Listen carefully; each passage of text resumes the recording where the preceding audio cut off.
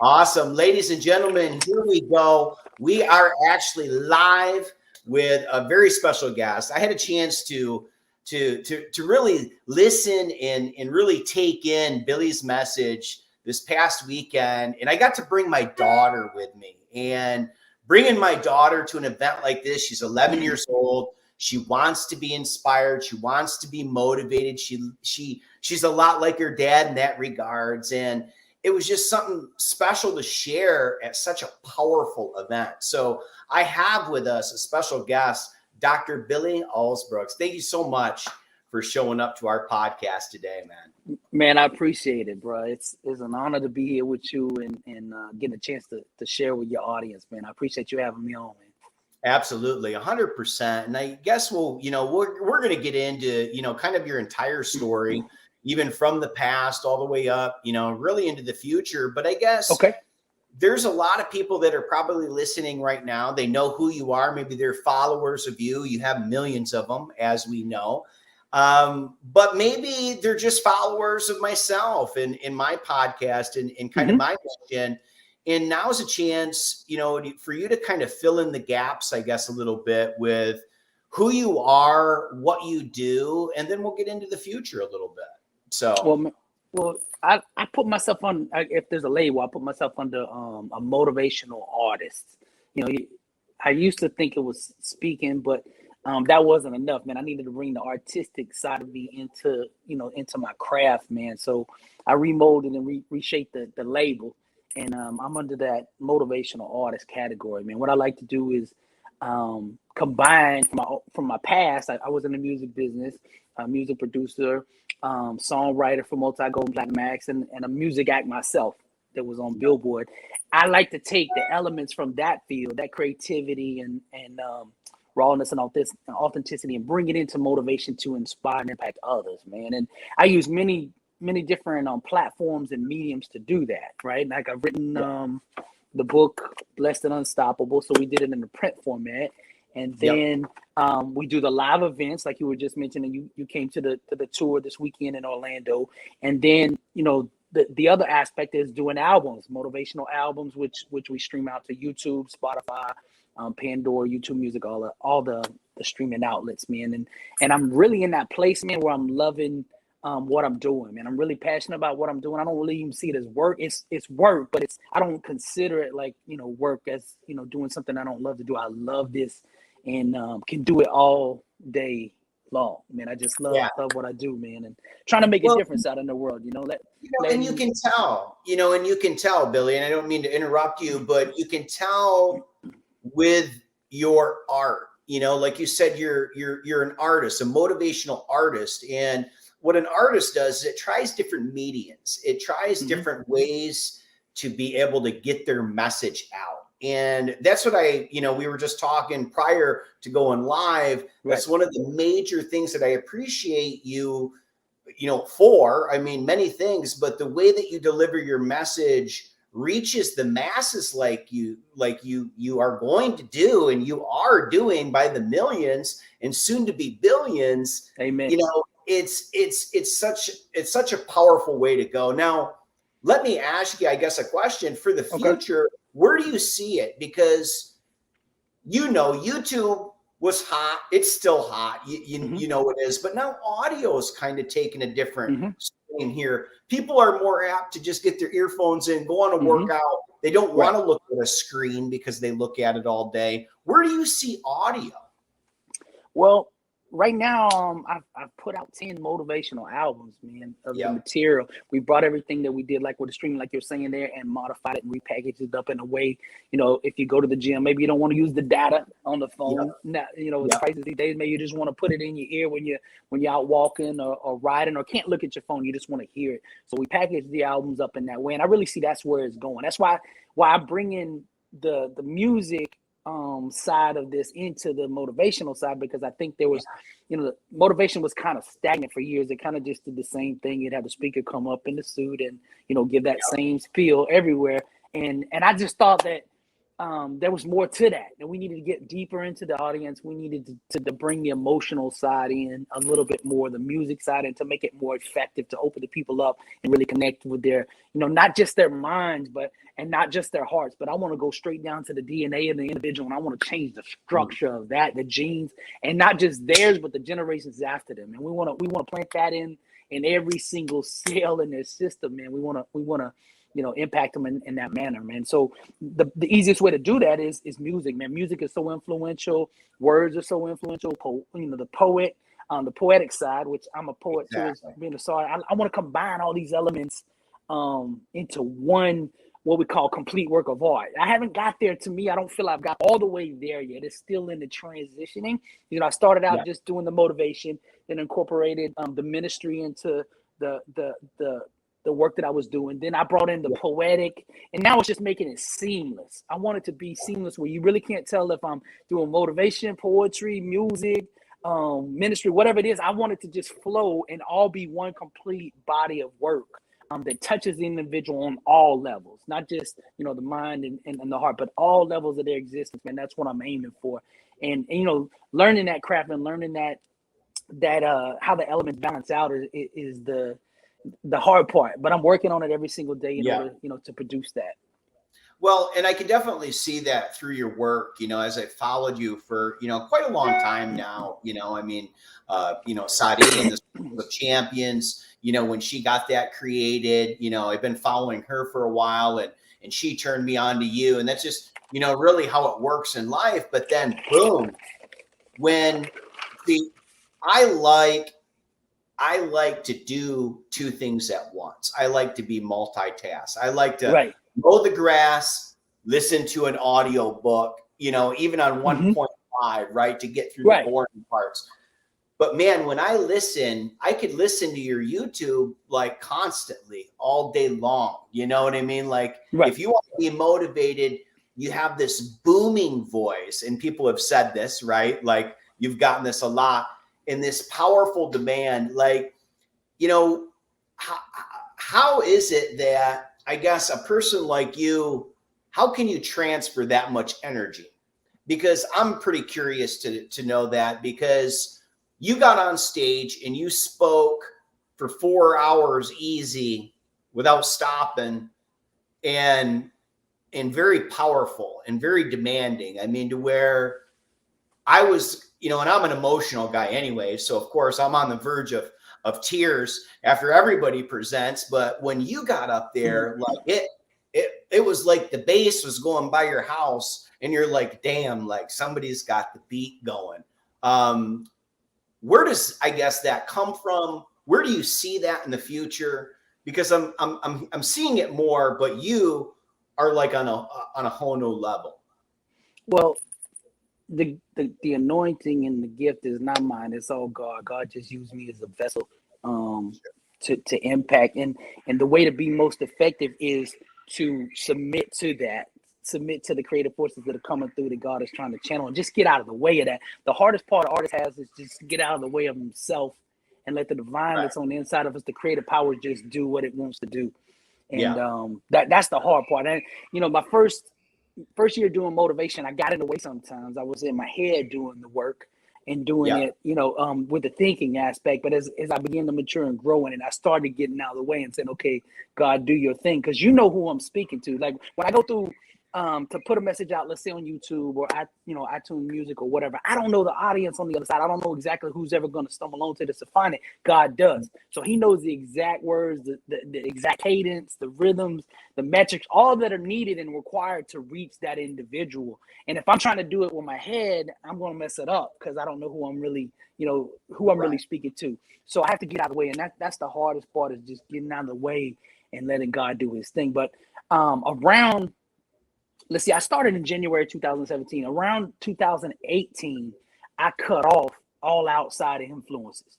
Like you were at my seminar. I started listening to motivation maybe around 2010, 2011 on a regular basis. Now, I started out from the time I was 3 and 4 years old listening to motivation, because my mother and father growing up, they were in Amway. So they would take me to every motivational seminar convention in the world. I know. Yeah. And I would hear these big speakers. But when I was 3 or 4, they were pouring it in. But like me actually on my own choosing motivation, 2010, 2011, I started listening to, all the big greats and historical figures and motivation. But around 2018, I realized, this is an art. I woke up and realized it's not motivational speaking you're doing. This is motivational art. You've got to go deeper if you want to reach more people, right? So, and then I approached it with the artist mindset, thinking back when I was a, musician.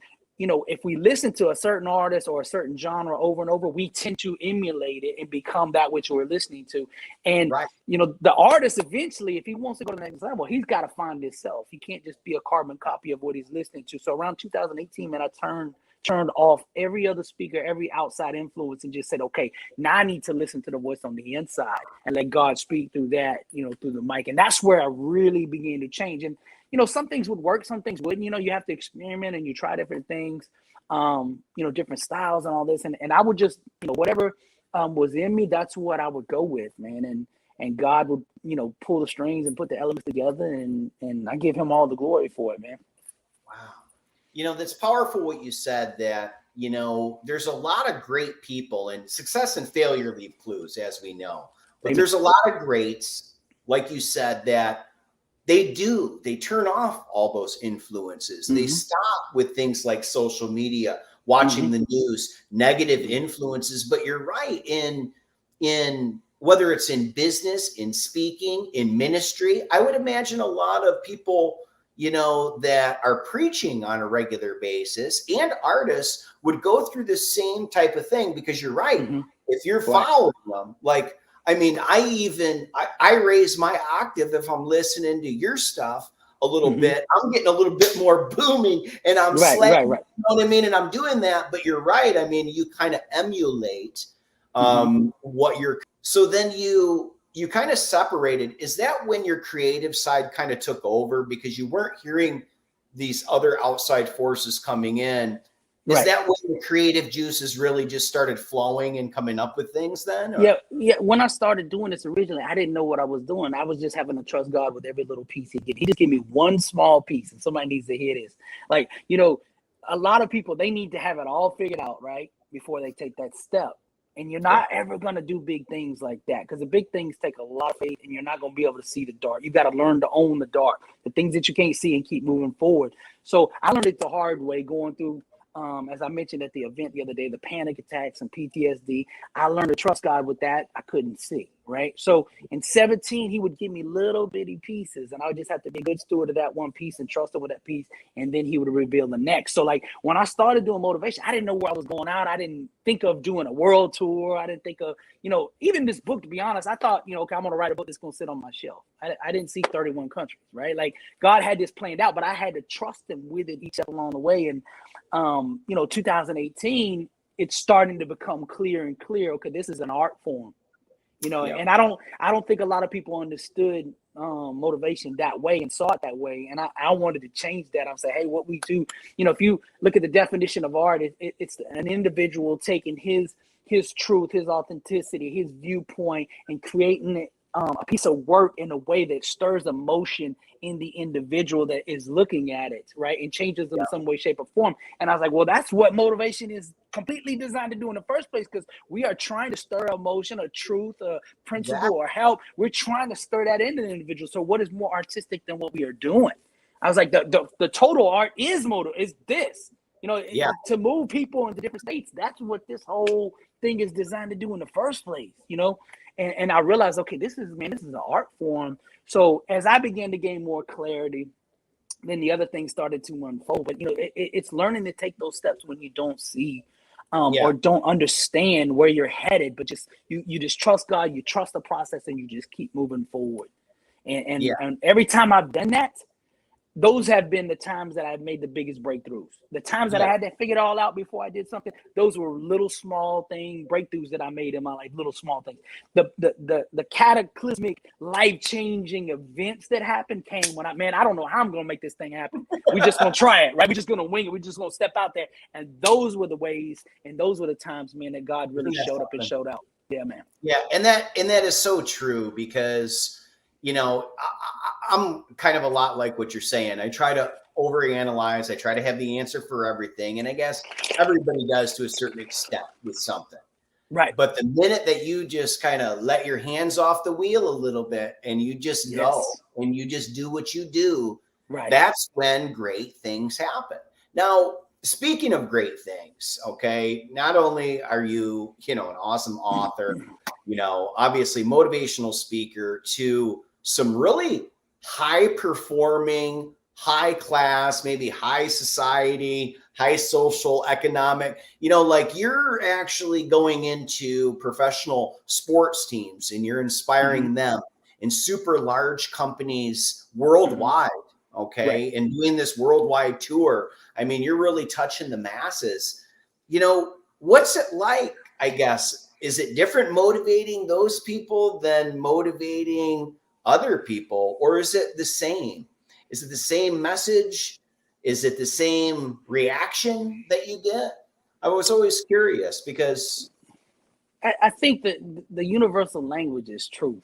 No matter what room you walk in, right? Yeah. You just be you, be authentic, be you, and as long as you're straight down the truth, you'll be welcome in every room that you walk into. That's the protocol, is just being in your truth. The struggle is accepting your truth and believing that it's enough. Which as you heard me tell at the event, that was my biggest struggle, was thinking, okay, my background coming out of the thug life and the rap life and all this, and now going into this corporate world, would they accept me, for who I was? And I struggle with that. I struggle like, am I good enough, or will they take this message from me? And maybe God put this gift in the wrong person, and all these kind of doubts that we have. Right. But he worked on me. God worked on me and said, man, you are fearfully and wonderfully made. The way I made you.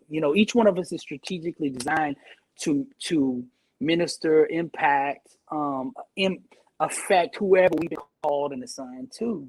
And what we see is deficiencies or inefficiencies or mistakes or weaknesses or whatever you want to call it.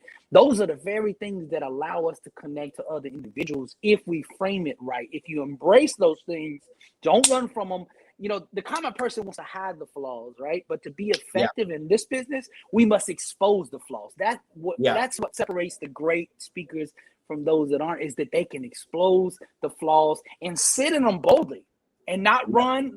Like the speakers that I listen to, it's not the ones that get up there, got the suit on and act as if they got it all together, man. I want to know the one that everything fell apart and he messed it all up, but somehow he came back. That's the one I want to listen to. Right. And I always say this: never take advice from anybody until they show you their scars. I want to see the scars. And then we know it's real. Like we know it's real.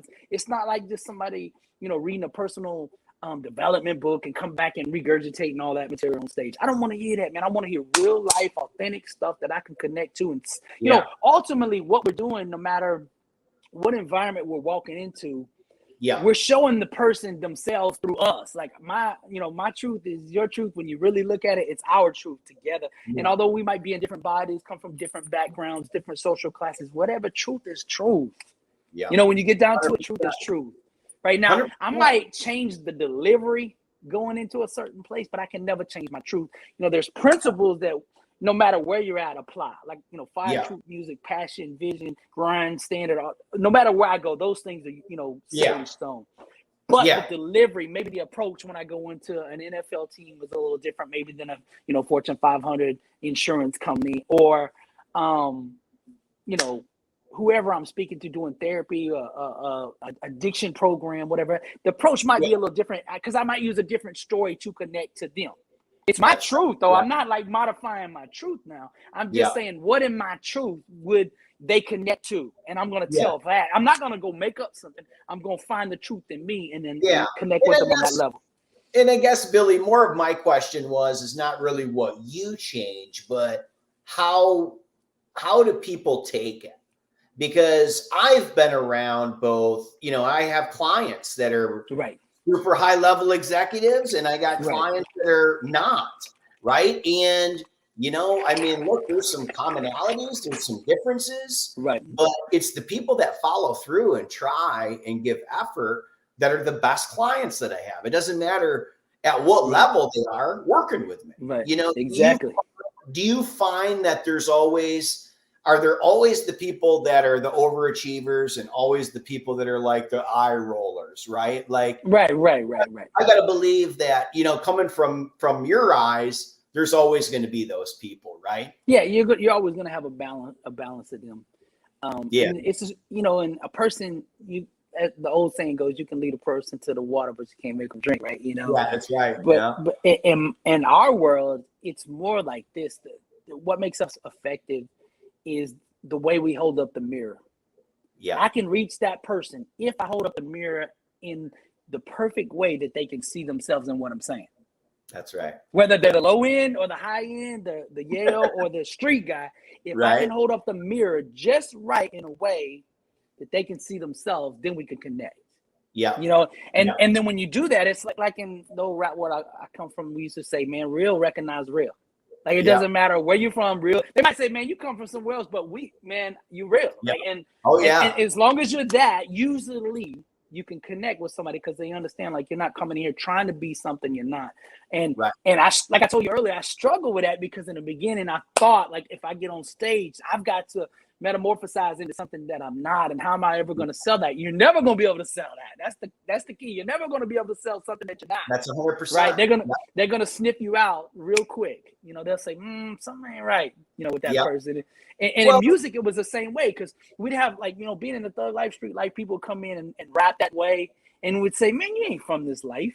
Like, you're saying all the right words, but I hear the music underneath what you're saying, and that music don't align. You know what I'm saying? Like, and that's the way it is in speaking too. If I come into a room and I'm trying to be something I'm not, they're gonna hear that music like, he's not from here. But if you just get comfortable in your own skin, man, that's the place you're always gonna be the most effective, man. Yeah. Well, and that authenticity, because you're absolutely right with that. And I'm laughing because I'm just listening to what you're saying, and I'm just like calculating both in business and in sports and in hanging out or around the girls growing up. Like, there's always that poser that says, oh yeah, well, they all of a sudden they become they either love NASCAR all of a sudden and they're a big racing NASCAR lover. They wear their hat a certain way, but then next thing you know, they're a rap artist, They know this and they know that, but the posers, if you will. That's right. It's fantastic that you say that, because you shouldn't change for those people. That's not what authenticity is.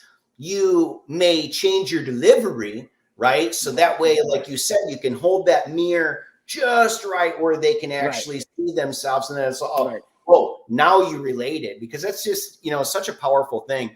I guess business owners and people that want to succeed, they just don't hold that mirror right enough in their message, do they? That's so powerful. Now, where do you see the future of all of this? Like, I know you got some pretty good goals that you're definitely going to achieve, but besides, impacting 1 billion or even 2 billion or even 3 billion people, worldwide, what else is on the horizon? I mean, are there other projects that you're going to be working on, or is it just more of this and, and better and more of an evolved version as well, or what? Right now, I'm keeping my head down on the process, man. The God has put this dream in me, impact 1 billion. That's the goal one. And I've got to be a good steward of that 1 billion that he gives me. And then I can ask him for 2 or 3, as you mentioned. I got to be a good steward of that. And as I was mentioning before, being a good steward of what you do know, God will reveal the next thing. And to be honest, I don't know past that 1 billion and past what I'm doing right now. I've got my head right here and just trying to master this craft where I'm at. And then as that goes, he'll bring in the other piece. It seems like every time I move up a level in faith, and he brings that next piece, and I begin to say, oh, that makes sense now. Like, I didn't know why I was doing this, but now it's starting to make sense. And he's done this like so many steps along the way. I can't even count from the time I started doing motivation to now how many of those he's done, how many of those he's revealed to me. Like 40, 50, 60 major pieces that have come and that I didn't see, but I had to do something else in order for that to come along. And right now it's just really perfecting the seamless transition of all these different elements. You know, Right. like as I mentioned earlier, the poetry, the music, the ministry, the motivation, personal development, psychology, philosophy, business, leadership, and bringing these all into one complete work of art. And Yeah. I'm stepping into other platforms with it. I'm working on, I don't know if you can see, right? I'm gonna leave the phone back, but right behind me, this Burning, as you see, that's the book I'm working on right now. It's a hybrid version of motivation and poetry and these elements all in one book, right? Ooh, My nice. first book was more geared around the laws of success, that unnegotiable, unchangeable laws of success, the 31 laws of success. This one is going to be more about the individual, Okay. and how each individual taps into themselves. Like I want to know, like, what that person is going through, and I want to point them with this poetic design and the strategic way I'm gonna do the book. I'm gonna hold that mirror up and say, okay, like these are my struggles, right? Like I will do something poetic and say, this is a lifetime, life experience that I went through, something that was real. And then I want to point it back to them. When did this happen to you? And how could you take this situation like I did? How can you use it to propel you to that next level, or unlock the next level, or reveal something to you that you need in the pieces along your life? And I want to attack the emotional side more in this book than the other one. This was more knowledge up here between the ears, being I lost my headphone 1 second, but it's more the knowledge between the ears. Yeah. That would that's where that's focused. This is going to be more the, who are you? Yeah. Why are you? What do you want? Right. Like, you know what I mean? Like a different level. Now, are you gonna have the people interact, I guess, Yes, with yes. the book? Yeah. Oh, I Yes. like that. That's Yeah. powerful. See, Because questions will take you wherever you want to go, right? So I'm going to fill this thing, man, just 400 and something self-assessment, deep core, emotional shaking type material, man. There's going to be no superficial. I'm not just trying to fill up a book to say I wrote a book. I'm not doing it to say I wrote a book, bro. I'm doing it to change the individual. And if that doesn't happen, then I failed. I don't care about the sales on it. I just want every person that reads that, man, when I read that right there, I had to stop. It messed my whole day up. You know what I mean? Like it shook me at the core, maybe question life. That's how I want to design this thing. And that's really the piece that I'm working on. You said the next, that's what I'm working on. And then of course I'm going to take this and then transfer it over into audio in some kind of way with the messages and the music, adding all that stuff to make it even more impactful for, some people don't read necessarily books, right? They're more listeners. Okay. Yeah. So I'm going to bring that over in an audio format way, not just reading the book, but over, with the music and the art that way, and bringing them in that way. If I can't, get them on the reading side, we're going to get them on the audio side. That's fantastic. That's awesome. And that's really where, as you were kind of walking us through a little bit earlier, that's why I asked about the future, because then I'm putting two and two together. I'm like, wow, this is just evolving into just such a powerful platform that has other tentacles, right? That they call them, right? With an octopus, you got different things going on. So if they don't get it here, they're going to maybe get it from here, because the world is changing. I mean, with these smartphones that we have, I mean, people are scrolling, they're looking. Sometimes they don't even listen now. So they might not be on audio. Maybe not now they can actually see it.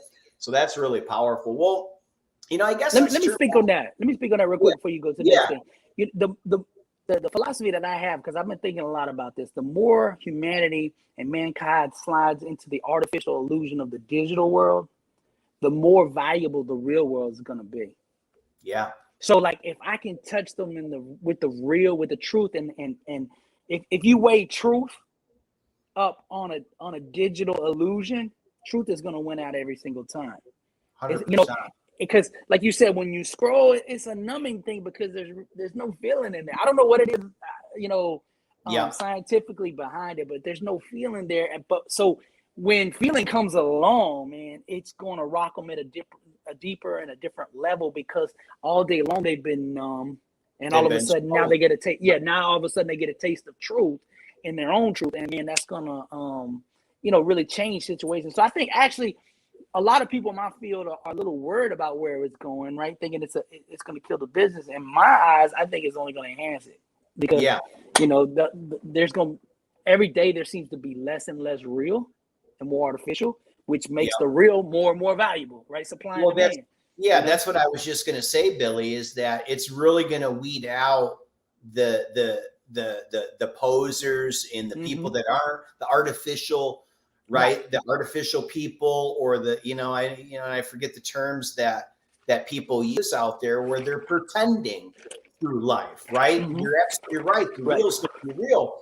But I think you said something that was interesting, because the digital world, because there's so much information out there that you have to attract attention within a 3-second period. If you don't attract the attention within 3 seconds, the average person's going to continue that numbing scroll.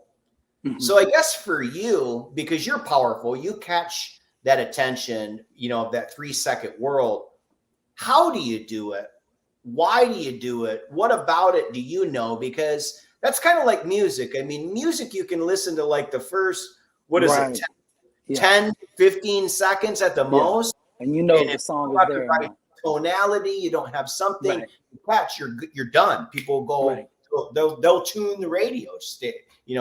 Can you speak on that a little bit? Because you're a professional in this regards on both ends. A couple of the first part, because people always reach out to me saying, okay, how do we build a following online or YouTube or whatever?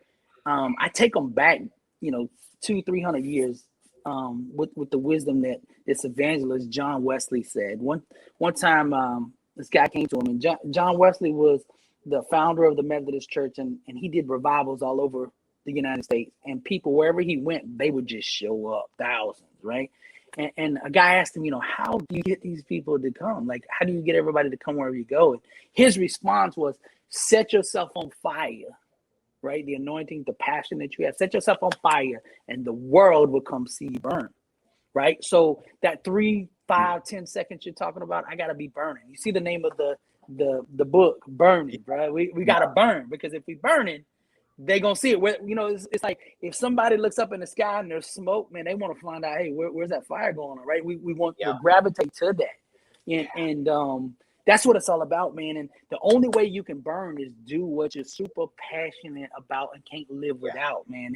And most people aren't doing that. And as I mentioned at the seminar the other day on Sunday, most people have traded in their passion, their calling, that chance at being on fire. They've traded that in for the paycheck. The job, just over broke, right? It's like they didn't seek a way to express themselves and be more themselves. They sought a way to pay the rent. They went about it the opposite. Like, what you have to do is find out what sets you on fire, and then find a way. How do I take this fire that I have and package it in a way that adds value to the common person? Because money chases value. So how can I take this passion that I got and add value to it? So that 5 to 10 seconds you're talking about, you've got to be on fire when you speak. You got to be in your thing, and you've got to add value. You got to say, okay, what kind of value can I add this person? And here's another thing too. I don't believe everybody's called for every platform online. Like, some people are for podcasts, just audio. They're gifted in audio, and they're trying to do a visual. You're like, bro, like, you're not supposed to be on TV. You're supposed to be in the radio. And then some people on radio don't really sound good, but are amazing on television. So, like, you have to find whatever it is that, that God put in you, that gifting, and own that. And here's the problem. Most time we get up, if we don't know who we are, we get up and let the world tell us what we need to do. Like, you need to start a podcast, or you need to be on YouTube, or you need to do an album, right? Or you need to be a producer, or whatever it is. The world is telling us who we are instead of us listening to that voice on the inside. And I wrote a quote the other day that I said, I don't think anybody should spend a significant time on social media until they first identified and awoken to who they are. Because when you don't know who you are, you're much more susceptible to social media and the influences that be telling you who you are. And by doing that, being successful, we end up adopting false identities. And false identities are hard to shake and break and get out of. Right? Now, social media, once you figure out who you are, what you are, why you are, what you want to accomplish, man, social media can pour lighter fluid on a dream like you've never seen, and we can reach the masses. But first, you need to be who you are. You know what I'm saying? You need to be you, and then figure out, how do I take me, my truth, and fit it social media into my strategy. Most people are doing the opposite. They're saying I got to be on social media, and they don't even know who they are. Like, you can all day if you don't know who you are. What are you doing? You know what I mean? Like, Right. people are not going to gather around uncertainty, no clarity. People don't gather around that, man. People gather around people who know where they're going in life and know what they want. That they become magnetic. So I think it's a different approach. Approaching social media with a different approach.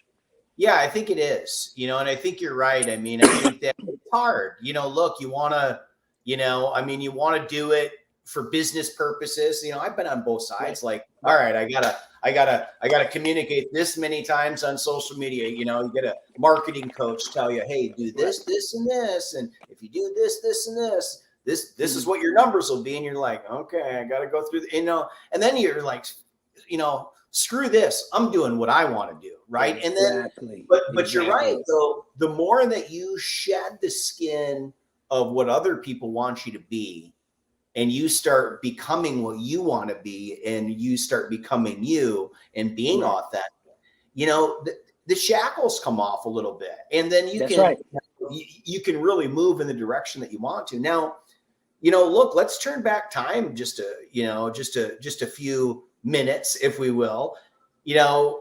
How did all this start? Because, I got to believe that you didn't just wake up one day and say, you know what, I'm just going to go ahead and motivate people. I know great people, usually it comes from a place of pain and maybe learning along the way, and maybe even some provoking moments. How did you grow up? Where did you grow up? I mean, tell us a little bit about that story. How did you become the man that you are now? I grew up in my high school years down in Fort Lauderdale, Miami there, where you're at, man. I grew up there, and my sophomore year, I got into rap and producing, songwriting, performing. And that was my life for the next 17 years, man. I stumbled onto that, man, and it was like, oh, boy, I found out who I am. I found a way to express myself, like, being able to write and convey that to the people, man. It really resonated with me. My mother and father were both musicians too. My dad was a studio musician, and he's actually in the Alabama Hall of Fame, being a studio musician. And my mother still teaches music today. She's got 50-something students, private, coaching music and things like that. And my grandmother growing up, she had a music store for 26 years. Wow. And all my uncles and aunts taught at the music store. That's what we did. By the time I was 1 week old, I was in the music store. And so music was being poured in me in some kind of way. But when I got around my high school years, I was playing band, I was doing music and experiment with different instruments. But my sophomore year, man, I found a microphone. That was this is me. I woke up and said, I can do this. And like, when I say something on the mic, man, people listen, like, okay, whoa, I discovered myself, you know what I mean? And for 17 years, I chased that world hard, man. The thug life, drug life, gang life, all of that, man. That was my market. That was the world that I sat in the middle of. It seems like that world, music and that lifestyle just overlap and collide, and it's kind of so blurry you can't tell where one starts and one ends in that lifestyle. Right. And the thing was, I thought, just like the common person does, I bought into, if you get money, you get the nice house, you get the fast car, you get the fast women, all that, you'll be happy. Like the voids will all go away, and happiness will just shower down on you or rain down on you. And man, I found out that just isn't true. It seemed like the bigger I got in the music world, because I began to thrive and climb and ascend up in that business, man. I went from just nothing to being on Billboard and then producing with gold and platinum mags, being on tour, performing in front of 20,000 people, have my own radio show, #1 records, all this kind of stuff, man. And the higher I got in that world, the bigger the hole got. It was the opposite. It didn't fill the void. It created bigger voids.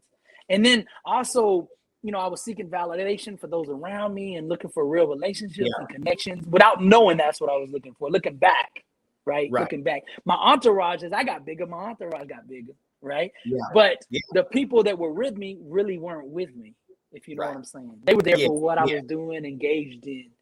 I always make this joke, man. Back in the day when I was in that world, my phone would ring 60, 70 times every single day with people saying, what time are we going to the club? Can you get me in tonight? Can you put me on the guest list? Can I ride in the limo with you? Like, it was, that world is all, just leeches, right? Just parasites and leeches, man, trying to see what they can get out of me. But the sad part about it was I really didn't mind. Like, I knew they weren't there for me, but I didn't like the alone time. I didn't like solitude. I didn't like silence, because every time it got silent, that meant I had to listen to something on the inside. And I started seeing that there were holes there, and I didn't want to address that. Like, we don't want to address the hard stuff. Let's just keep people around us. Let's just numb this stuff out. Let's just pretend it doesn't exist and suppress it down, and hopefully it'll all just work itself out, which it never does. Right. Yeah, 100%. And I chased that life, man, for 17 years until I had this life-changing event that sent me on a totally different, opposite trajectory. In the end of 2007, my father got a stroke, and 12 days later after the stroke, I saw him die right in front of me. And that really, really just rocked my world. I started questioning life, why I was here, what did I want to do? I realized life was precious, that one day there's going to be an ending to this thing. And and being in the rap life, I had lost, 20 plus homies and friends in the business or in the gang life and street life, either to drugs, drive-bys, killings, whatever.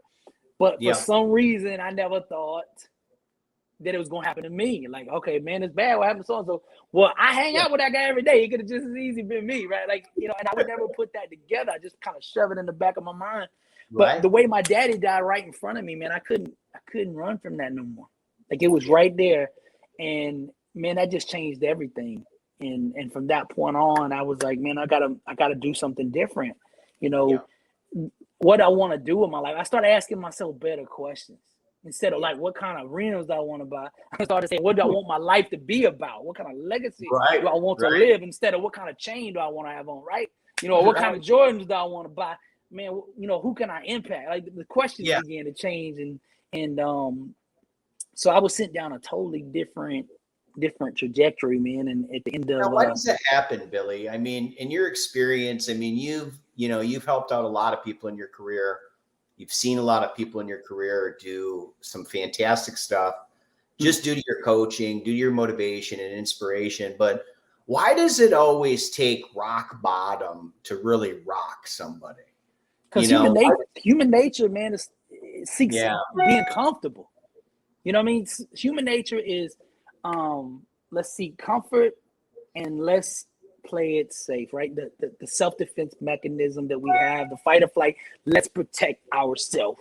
It's still the old us in the jungle or the woods or whatever, trying to protect us from the world. Let's be in a safe, controlled environment that we know what could happen, and let's just stay right here in this safety. But greatness doesn't ever come out of comfort, man.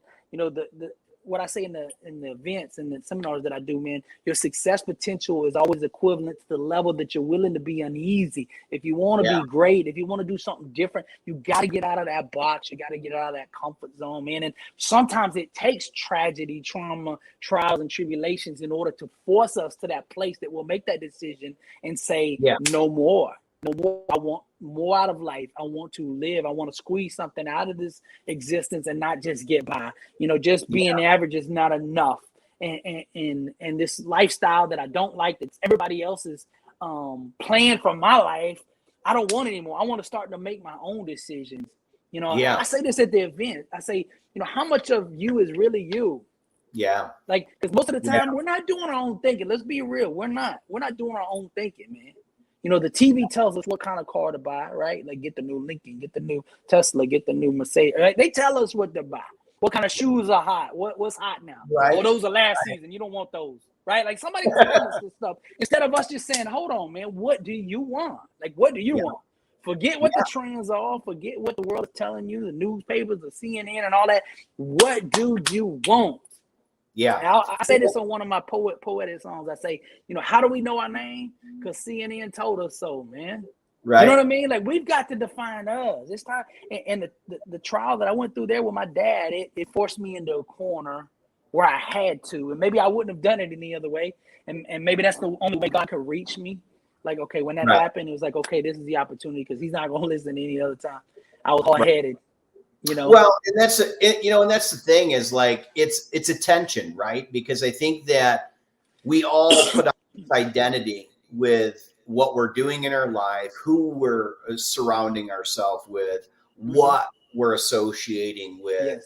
And you do that enough times over and over and over again. Like you said, we're creatures of habit. We adapt, just the same as your body will adapt to food that you put. I mean, fill yourself full of burgers for, a month and a half. And then, let's go ahead and see what, it's like at the end, or salads, for the next 30 days, it is truly about what you're, are you really you? And that's such a powerful message. And I remember you saying that is how much of you are you?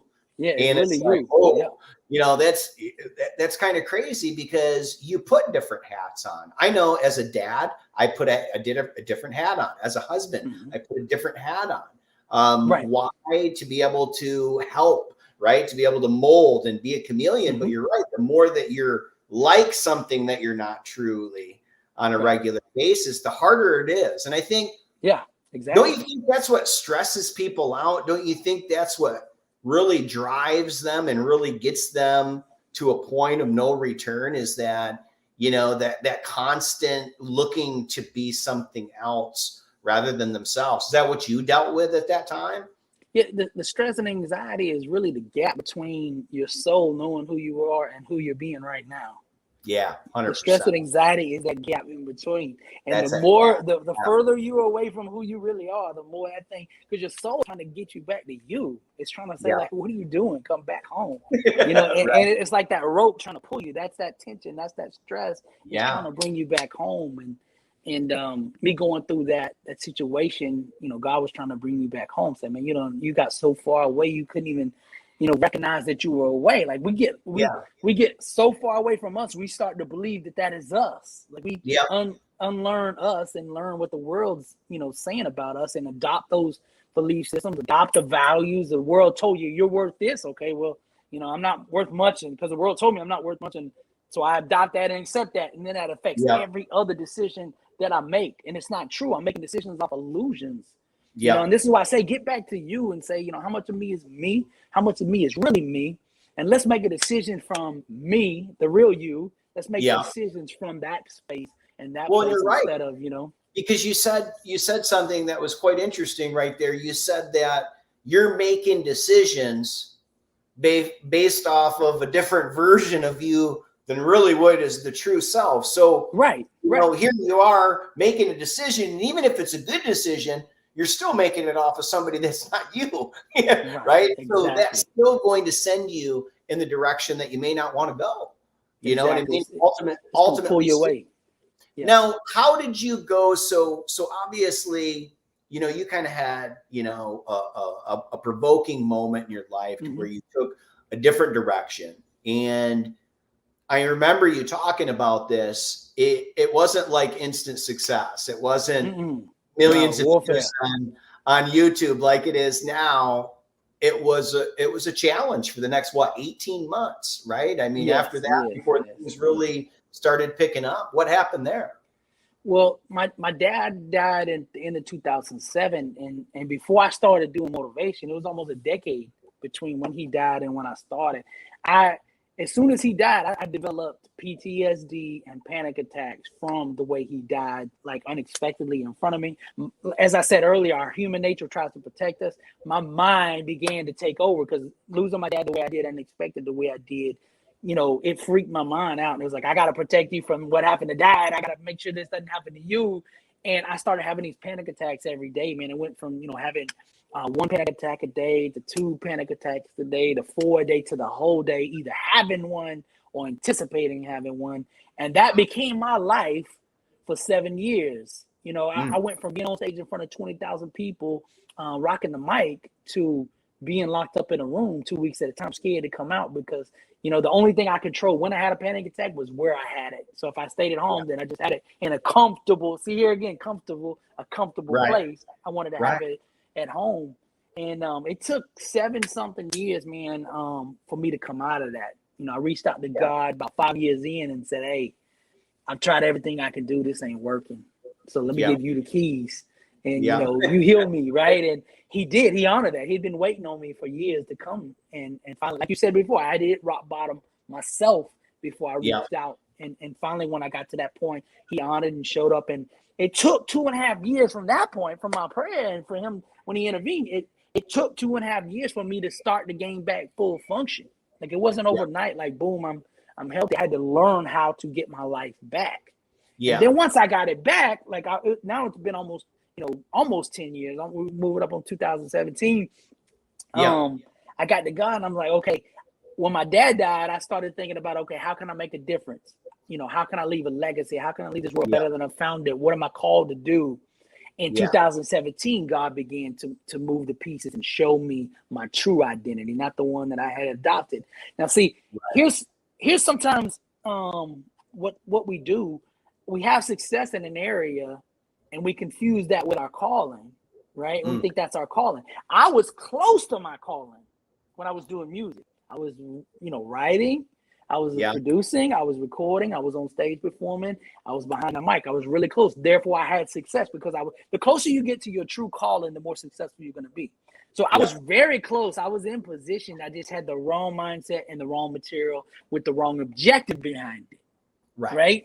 Like I was being used as a tool of destruction for the community, pushing drug violence and all that, pimping and all that kind of stuff. Right? I was being a tool of destruction. And then God had to bring me back and say, hold on, you were in the right place, but your topics was wrong. Your mindset was wrong. Your mission was wrong. Let me show you. So he turned that around into impact and construction, building up people, building up communities, nations, and the globe. And once I understood that, I started on motivation in 2017. And he put the big dreams in me. Yeah. And, I got a little, because it'd been 10 years, right, since, I'd been doing something. And, man, I wanted it back. I wanted everything I'd lost in 10 years. I wanted it back in 10 days, right? And it just didn't happen that way, man. And, I was doing these videos on YouTube. I started in 2017, putting them out once every week, Sunday, Monday, whatever, dropping the videos. And I get to about April, May, and I'm looking up, and I'm like, man, I got a grand total of 50 subscribers, bro. 50, right? And it's like, what are we doing here? And most of those 50, as I always talk about, that's mom and the fam. You know what I mean? It wasn't even real me. It was just family, So, man, I got very, very discouraged, frustrated, like we do, impatient, angry at myself, beat myself up, and got really, really close, man, to throwing in the white towel. I'm not going to lie, man.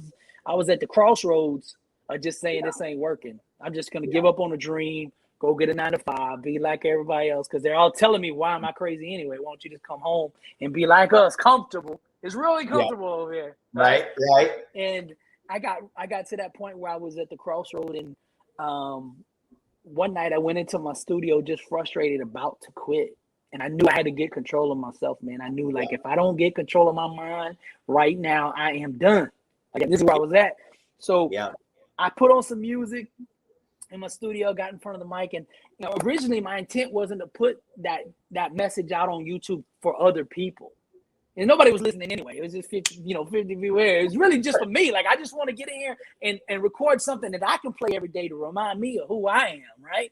So I go in there and put the music on, man, and all of a sudden I just let my spirit talk. I said, I was born a champion, raised a champion. I got champion in my bloodline. All I ever be is a champion. So I started saying all this to remind myself of who I was before all the trauma and the life had been robbed from me, right? The last 10 years. So I had to remind myself back to my true identity. Remember, like, how much of you is really you? Okay, I'm losing for 10 years. I'm thinking I'm a loser, right? Everybody's telling me, man, all the good days are gone. I'm buying into that identity. And I had to, before I could qualify for the next season, I had to let go of the last season and let go of the illusions and the false identities. You can't go through the door of greatness wearing a false identity. The door is too narrow. The only way you can go through that door is be only you. If you have anything of anybody else or anything of other ideas, you're not gonna fit through that door. And I had to let it go. And I got in front of that mic and put that message out on Monday, like I always do. Didn't think nothing about it. 50 subscribers getting the message. But all of a sudden, man, a week or two later, a guy reached out to me who had a big motivational channel. He's like, man, I love that. I want to put that out on my channel. And this guy had a lot of followers. So I gave him permission. He put it out. The thing went viral. Boom. Wow. Man, and all of a sudden, the dream became my reality, man. The book I had written in 2016 before I even started speaking. Remember I said, like how you have to trust God? You know, when I wrote this book, there was no tour, there was no speaking, there was no YouTube, no nothing. I just trusted God. He put it in my spirit. Write the book. Trust me with it. Okay. But I didn't have no publisher, nothing. I put it out myself. Okay. I don't know what I'm doing. It don't matter because I trust God. Right. I put it out. Now 17 comes along. I've obeyed. So when the video jumps off, boom, this thing goes to 31 countries and basically was the financial support to launch everything else. Like if I hadn't done this, I wouldn't have had the system to do it.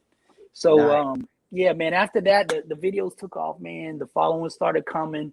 The book started selling. The phone started ringing. As I told you in the event, people started calling the book and man, we here today. That's awesome. Wow. What a fantastic story, man. I mean, it's just good.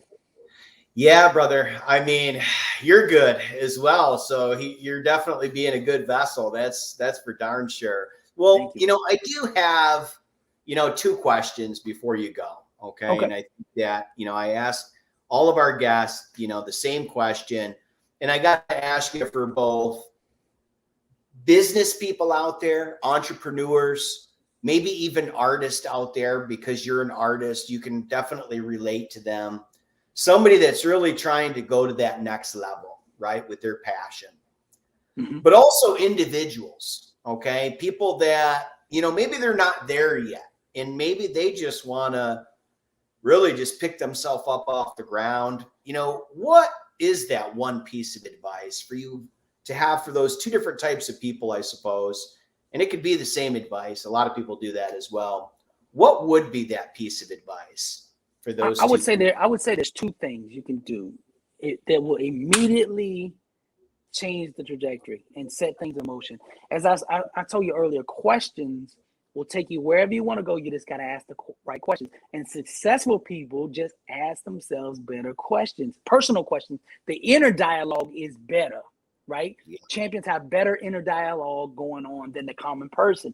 Like the common person, you know, something happens to them, a trauma or something, and their question is, why did this happen to me?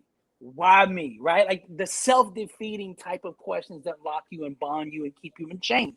Like, why did my dad have to die in front of me? Like I was, these kind of questions kept me in bondage for 7 years, man. And I didn't come out of it until I started asking better questions. Like, okay, what can I learn from this situation right here to make me a more effective warrior and champion and propel me to the next level? Like I started asking better questions. So whatever you're going through, there's a question that will unlock the answer and the door that you need to do to get out of it. You just got to say, what is that question? And one thing across the board, like you were saying with entrepreneurs or people going, the one question I would start with is, how do I want to live? Like really live. And there's a difference between getting by, going through the motions and all of that, than actually living. And you know, if you've heard the commercial for my event, I say, are you living life or is life living you? Right. And that's the question. Like once you start asking these questions, man, you can't be the same. Like, and the devil can't hold you at the same level when you've asked a higher level question. Somebody needs to hear that. When you start asking higher level questions, you disqualify yourself from that low level living. And you begin to ascend as you begin to ask better questions. You begin to climb that ladder because your mind will seek to find the answer. Right. So you got to ask better questions and set the objective. And then the second part of that is getting a vision for what you want in life. Like if you're going through sickness, you've got to have a vision for healing. You got to see your body. You got to see everything returning back to the full functioning state which God intended for it to be. If you're going through financial troubles, you've got to see abundance or you're not coming out of that. Right? If it's a marriage you need restored, you need to see that marriage coming back to the honeymoon state, man, and you being connected with that other person who's special to you. You got to get here first. See, our life comes directly off the assembly line of our mind. Right, our mind is the factory that produces our life. And I always ask everybody, "What's your product? What you producing?" Right. So getting the questions right, asking the right questions. Because when my dad died, I said, "Okay, hold on.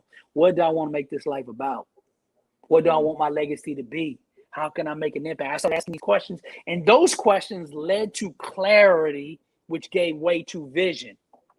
Right. So it's questions lead and give birth to a vision. And once you have that vision, then you become magnetic. Because on the inside, all of a sudden, when you know what you want in life and you can see who you are, you become consolidated and you become magnetic.